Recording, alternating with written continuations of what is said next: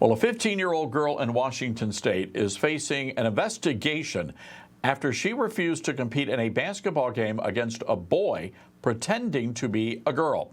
Frances Stout and her mother, Amy, are here with me now. Welcome to you both.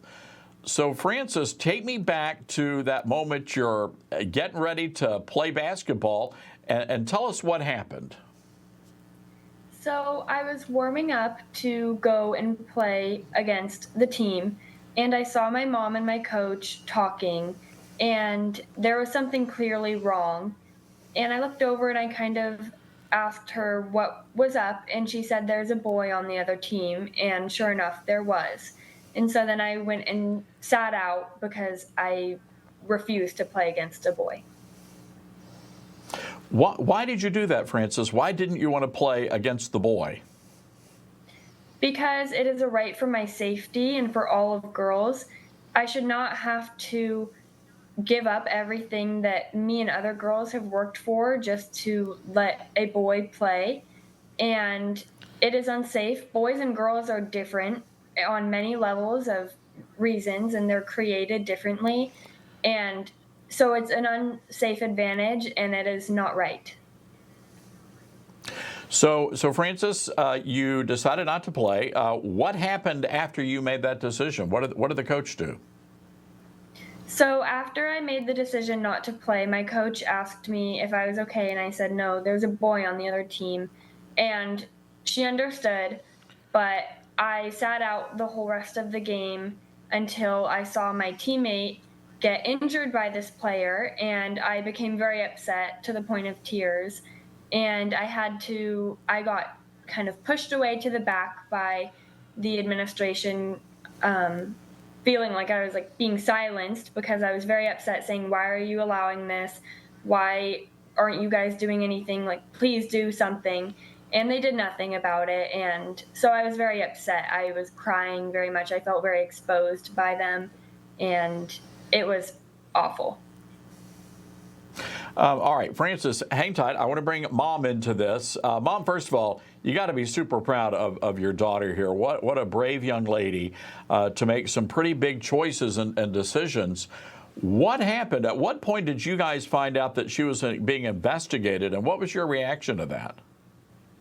Thanks for having us, Todd. And yes, I couldn't be more proud. My husband and I, our entire family, are extremely proud of Frances. She has more courage in what she's done than most adults have shown, especially the 45 senators who just voted against the girls and women in the sports arena playing against boys. So I'll just say that to begin with.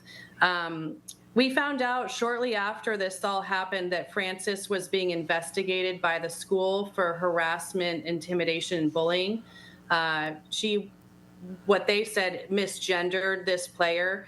When Frances was upset, she walked out of the gym, and as she walked by this person, and as she said, she felt very exposed. People were laughing. She was crying. It was a spectacle, and she was in the spotlight of a very difficult situation for a 15-year-old to be put in. And when she walked by this player, she said, "You're a man." She was so angry at the situation. She had just watched her teammate get injured. She had just been pleading with her principal, her athletic director, to please stop this game, please. And what they said to her was, "It's discrimination. We're not, going to discriminate against anyone based on their sexual identity." She said, "Well, you're discriminating against me." And then her principal had the nerve to say to me, "Are you telling me your daughter's not going to get knocked down or potentially injured by someone bigger, stronger, or faster than she is?" So it was a very frustrating situation. So it wasn't until after the game, Frances decided to post something on her Instagram page in coming out against what had just happened. The school the very next day emailed us asking us to take down her Instagram post, which we absolutely did not. That's her First Amendment right to put out a post like that. They then sent us a letter. Come to find out, the assistant principal for the opposing team, Shelton High School, who used to work at Tumwater High School, Jordan Stray, put in a complaint that Frances misgendered this player and that she was now being accused of bullying and harassment for doing so. But we don't subject to their ideology. We don't believe in that. So we fought it tooth and nail.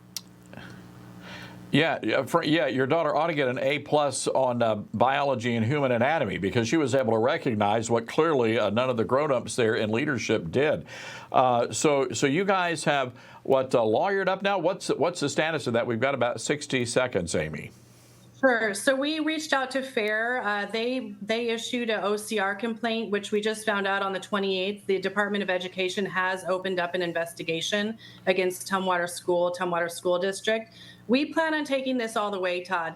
We realize with a governor like Bob Ferguson and Chris Reichdahl, the school superintendent, they've come out against President Trump and what he's trying to do, and they have met their match. We will take this all the way to the Supreme Court if we need to, and we are ready to do so. What they're doing is wrong. What they're done to these girls is wrong, and it's not just for Frances, it's for every girl across our country that we're fighting for today. Yeah. All right, ladies, we're going to have to leave it there. We're super late, but Frances, God bless you, and what a great thing you're doing here.